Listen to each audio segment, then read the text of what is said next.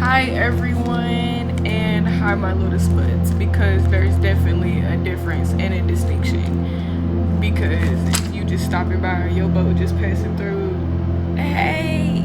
But if you's a reoccurring visitor to my island on the internet, hi lotus bud, children of the sun.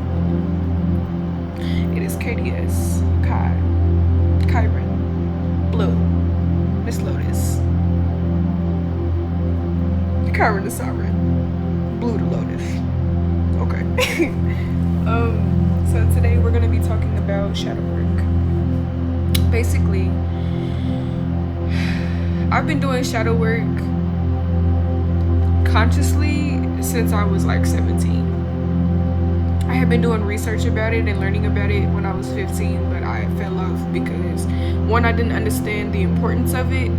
I didn't know the depth into which, one, what shadow work was and the amount of healing that I needed to do. And I didn't have the external pressure for real to do it until God had orchestrated my life to fall apart so that I would have no choice but to go within. And that's what a lot of people are experiencing right now in our world is due to what's going on out in the external, as far as the fucking Epstein shit, to the government falling apart and losing the control, the illusion of control that they have on us, because we are shifting, our consciousness is evolving and shifting, because Earth is transitioning from the 3D to the 5D. A lot of folks is turning to God. They're trying to find Jesus, or they're having a come into Jesus moment, which is nothing to be ashamed of, because I mean, one, everybody got their path. Two, all religions is merely leaves of the branches of wisdom that have already existed on the tree that is knowledge of what we are, what we come from, what we're here to do, and how to leave. How to be present and leave. Right? How to immerse yourself into this experience. Because let me tell you, my dear, you are blessed to be here. I know it might not feel like it, and that might sound like, what the fuck do you mean I'm blessed to be here? You don't remember this, and you don't know this, but you chose to be here. Before you were born, before you had a name, before your mother even had a twinkle in her eye. What did I say, your daddy? Fuck gender expectation rules. Before your mother had a twinkle in her eye, before she was developed enough as a fetus to even have you within her ovaries, because we was in our mama's bellies while they was in their mama's bellies, right? You made a choice to come here. Your soul did. Your higher self did. Chose to come down here and experience fate, the unfolding of your beginning of your life. And there are things that happen throughout our life that we also agreed to happen. Sometimes it's divine intervention, as in it was not pre-planned, it was not agreed upon in your soul contract. But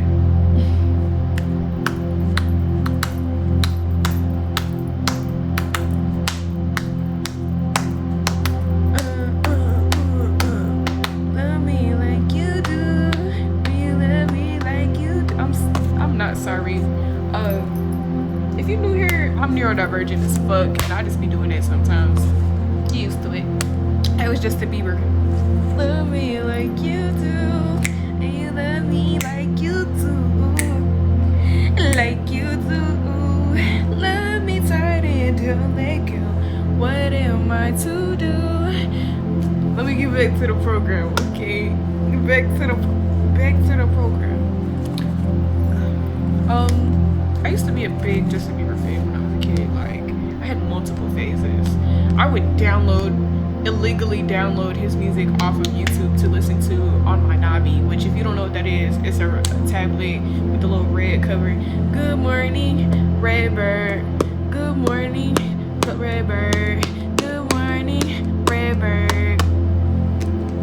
Polyrhythms came from our ancestors in Africa.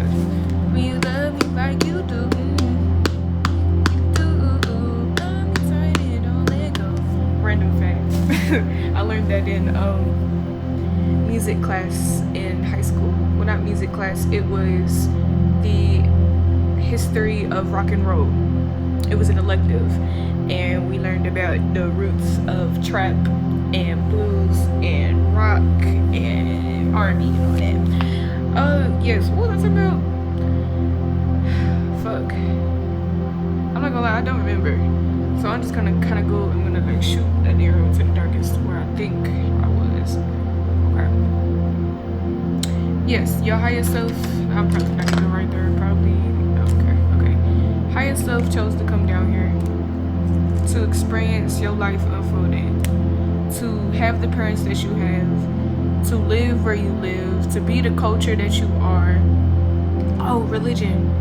Maybe I was past that too. I don't know. But to be born into the religion that you was, the class, etc. And of course, we have free will, so it's not all just destiny and fate. No, it's a culmination of a couple things. And a lot of times there are catalysts in our life that have us go within ourselves to help us remember who we are, right? You can think of it as initiations, right? Or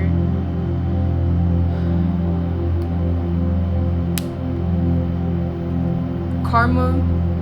A lot of times your karma is a map as to who you're supposed to be in this life, or just things that come to you naturally, like gifts and things.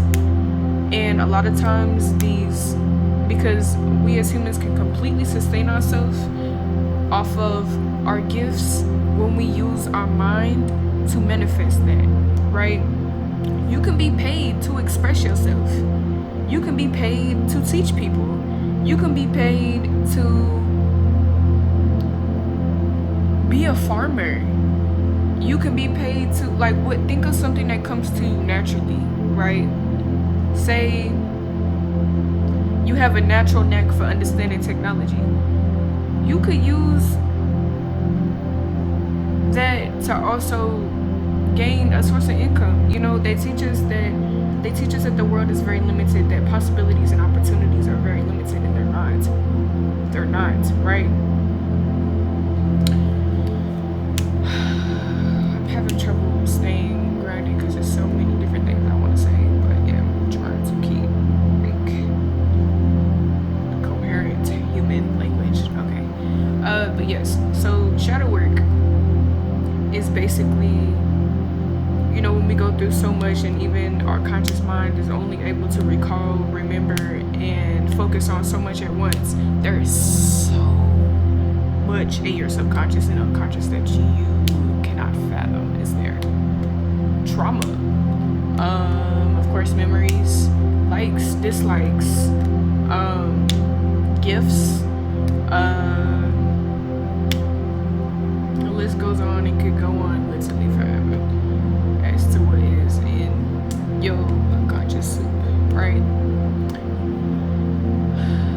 So shadow work is basically the process of taking the unseen, the unknown, the intangible, and making it manifest onto this plane, into the physical, through a means of, whether it's via download, right, from source, or something outside of you, or from your own soup, to take what is in the unknown, in the darkness, in the abyss, and to put it on a piece of paper.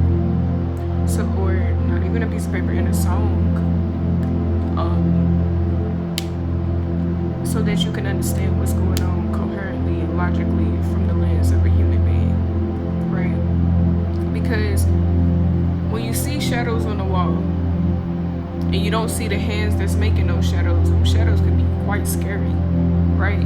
Until you take a flashlight in that dark room, right? I like to think of the mind or the subconscious or the human experience as a dark room, right? Where you're born into this dark room, you don't know where you are, how you got there, so you begin to do what children do, and that is explore, that is touch, that is feel. Say you in this dark room and you can't see anything, so you just feeling around around using your senses, smell, taste. You talking out loud, can realize you can talk, okay? Using it as echolocation or whatever. And let's say that you find a lighter on the ground. Let's say that you pick up this lighter and you flick it and you see this light. It's like, oh shit, what the fuck is this? You're not knowing what that fire is. You still don't know where you are, but you understand, okay, now I can see better. So now you're walking around the room and seeing shit on the walls, seeing the furniture and shit, right? So then it gives you a clue, okay, this is where I am, who am I, right? And you know, this story could go on, but you basically get the gist. It's like, again, just taking what you can't see. That lighter is your consciousness, is your conscious awareness. 95% of our life is controlled by the subconscious. Our decisions, choices, our life is ran by our subconscious. It does most of the work, as in take care, heal your body. The mechanical response the mechanical ability to just breathe on your own, that comes from your subconscious. Digestion of food, your excretory system, we're basically turning everything that you eat into waste, everything that you drink into urine, etc. And then through your blood and everything, it does it on its own. So subconscious carries and holds so much. And when we make art, right? Making art, creation is human. That is humanist. We've done art for as long as we've been human. Think about our ancestors, the cave people. They did art on the wall with nothing, but they didn't have factories that made paint and shit. They didn't even know what agriculture was, but they knew what art was. They knew how to express themselves, right? God knew how to express herself, even though she ain't know. She figured that shit out, because that's one thing that God will always do, is express herself. And how we get depression is through repression, right? How do we get, what is another way we get depression? Is oppression, right? When you these people was in caves, they were scared. They didn't know where the fuck they was at, man. Think of the flame also as awareness, right? Your awareness, your intuition, your knowledge, your wisdom, that is your flame, right? That is what is your guide, right? And shadow work, again, it can be through writing. You can find journal prompts. Another good way to do shadow work is look at your birth chart. Look at your birth chart, see where Saturn is placed. That's going to be your planet of time, life, death, karma. Yeah. And then look and study your 8th house. That's the house of the shadow, rage, sex, death, transformation, somewhat of the unconscious, but more so the shadowy, taboo aspects. And then also look at the 12th house, which is the house of unconsciousness. Whatever planets you got in there can kind of give you a clue as to where your gifts lie, because that is the house of hidden gifts and endings, dreams, etc. And then also look at your 2nd house, because that is going to determine your relationship with money, possessions, security, material wealth, etc. Matter of fact, learn your big 3. Your rising, your sun, and your moon sign. We more commonly all know our sun sign, because that's, pop culture, mainstream shit is, oh, you're an Aries? Oh. But yeah. So what else? Also study your 7th house. Study your entire birth chart, but these are just like main things, you feel me? Study your 7th house, because your rising sign is the 1st house.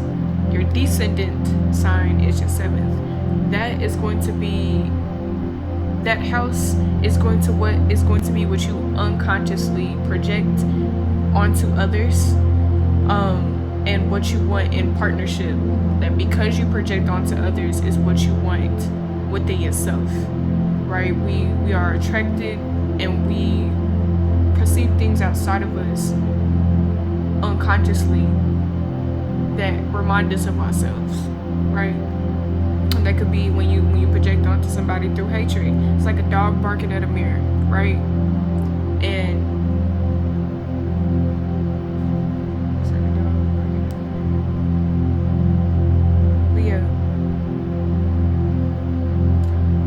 it's really, I'm having trouble focusing at the moment because my mind, I'm telling you, is like all over.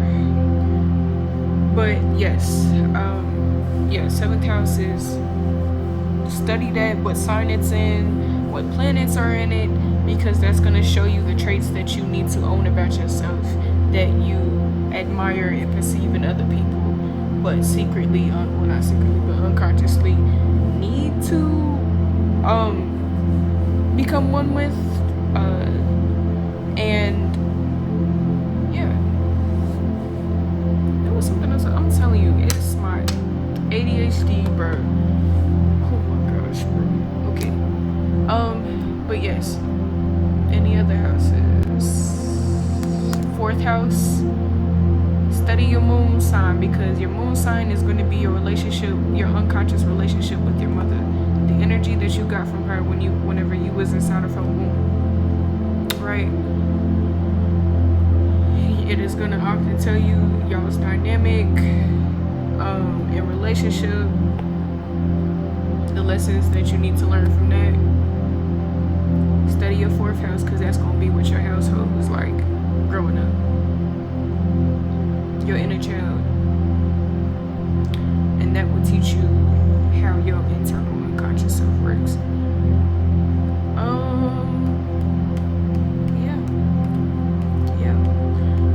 Shadow work. Whether you identify as a divine masculine or divine feminine, both,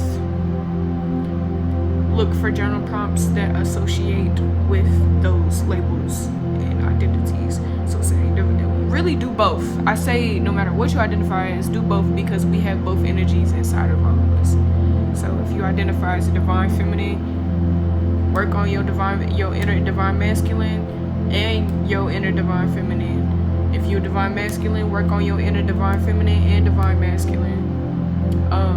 Both the light and the dark aspects. So the light divine feminine, light divine masculine, dark divine feminine, dark divine masculine. Then also look into, because dark and shadow are 2 different things. Look into shadow feminine prompts and shadow masculine prompts. That's going to tell you where your woundedness is and how to get that tangledness to be something that works fluidly and functionally. Because a lot of think of it as like a repeating broken record over and over, trying to find peace, or it's what beliefs and patterns really are. Negative beliefs and patterns is our inner child, or a piece of us that is stuck in time, trying, out of grief and shock, trying to figure out and understand what the fuck we experienced was, right? We as humans, we are wired for survival. So a lot of times we will experience things, whether they're emotions or trauma or experiences, and we are not fully able to process that in that moment, because the conscious mind can only process so much, that then we can repress it, we can forget about it, ignore it, just not know what to make of what we experienced, and it doesn't go anywhere. It just goes into your subconscious. Think of your subconscious like an office space. Buku filing cabinets, buku storage space, files, etc. of everything that you've ever seen and experienced, right? So yeah, Make love to your shadow, because it is you. You can't run from yourself, my love. You can't. And if anything, those are the pieces of you that deserve love just as much as your light does. That's what I really don't like about the spiritual community. A lot of times, that mainstream bullshit is that people will make you feel like the love and light shit is priority when it's not. The darkness is just as important as the light. Really, if not more. You can't have either without either one. But the darkness holds everything, and from darkness emerges light. Right? So, yeah. I hope that you enjoyed this video. I hope that something resonated with you. I hope that you feel like you've been chewing on something of sustenance. Chew on that, baby. Chew on the fact that you are whole, and that your darkness is just as lovable as your light. This is KDS signing off. Ride that motherfucking wave. Research yourself, learn thyself, know thyself, so that you can better understand the world around you.